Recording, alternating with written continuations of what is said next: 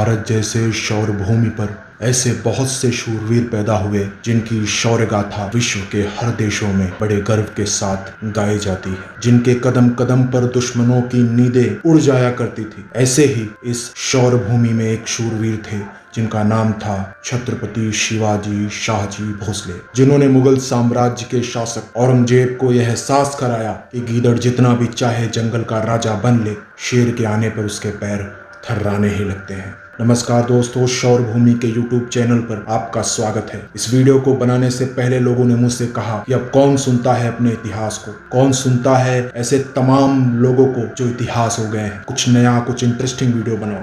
मैंने उन्हें जवाब देते हुए कहा कि जिन वीरों ने हमारे भविष्य के लिए अपने वर्तमान अपने प्रेजेंट को कुर्बान कर दिया, अगर हम उनकी कुर्बानी को भुला देते हैं तो ये देश, अपना देश कभी महान नहीं बन पाएगा। सिर्फ कहने से कोई देश महान नहीं बनता। हम अपने इतिहास को भले ही भुला दिए हों, पर अमेरिका कभी नहीं भूलता, चाइना कभी नहीं भूलता, जापान अपने इतिहास को भूलना ही नहीं चाहता, इजराइल जैसे राष्ट्र ने अपने इतिहास की यादों को सजो कर रखा है।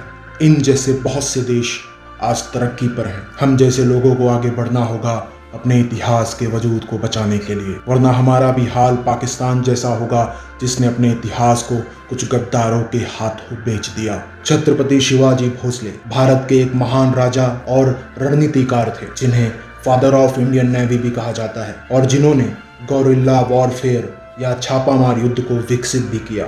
शिवाजी महाराज ने उस दौर में मराठी एवं संस्कृत को राजकाज की भाषा बनाया जिस दौर में हिंदू अपने वजूद के लिए संघर्ष कर रहा था। शिवाजी महाराज का जन्म 19 फरवरी 1630 को शिवनेरी दुर्ग में तब हुआ जब उत्तर में मुगलों का और दक्षिण के बीजापुर में सुल्तान मोहम्मद आदिल शाह और गोलकुंडा में सुल्तान अब्दुल्ला कुतुब शाह का शासन था।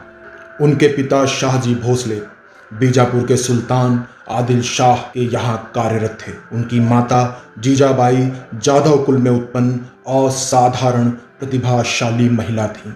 शिवाजी महाराज का बचपन उनकी माता के मार्गदर्शन में बीता। जीजाबाई की धर्म पर विशेष आस्था थी।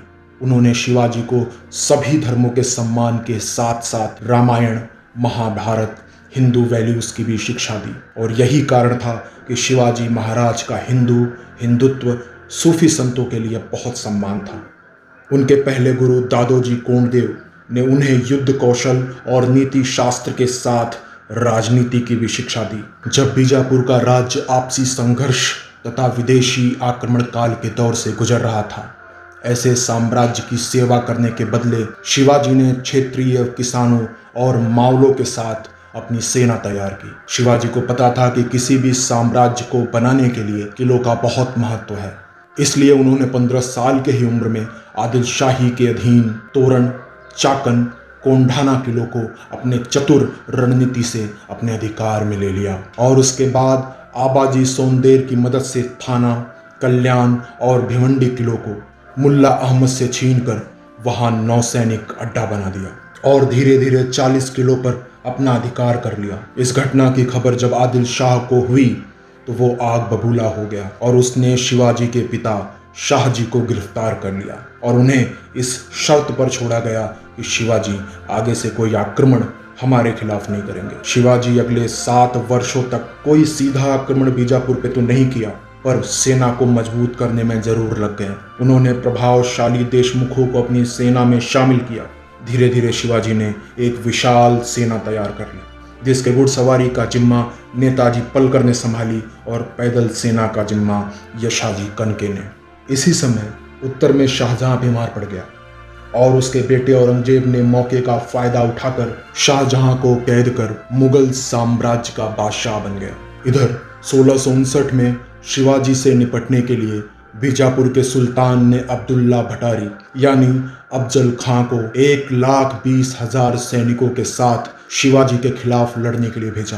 तुलजापुर के मंदिरों को नष्ट करता हुआ अफजल खां सातारा के 30 किलोमीटर उत्तरवाई शिरवल के नजदीक तक आ गया, पर शिवाजी के छापामार युद्ध से परेशान होकर उसने संधि वार्ता का संदेश शिवाजी को भेजा और शर्त यह रखी कि इस संधि वार्ता में सिर्फ शिवाजी और अफजल खां ही मौजूद रहेंगे, वो भी बिना किसी हथियार के। पर शिवाजी महाराज अफजल खां जैसे मौका परस्त गद्दारों को अच्छे से जानते थे। उन्हें पता था कि इन जैसे लोग अपने सगे और बाप के भी नहीं होते, इसलिए शिवाजी पहले से ही तैयार थे। 10 नवंबर 1959 को जब शिवाजी महाराज और अफजल खां मिले, तब अफजल खां शिवाजी से गले मिलने के बहाने अपने कटियार से शिवाजी पे वार किया, पर पहले से तैयार और चतुर शिवाजी महाराज ने वाघ नखों से अफजल खां के पेट को चीर डाला, जिससे उसकी मृत्यु हो गई।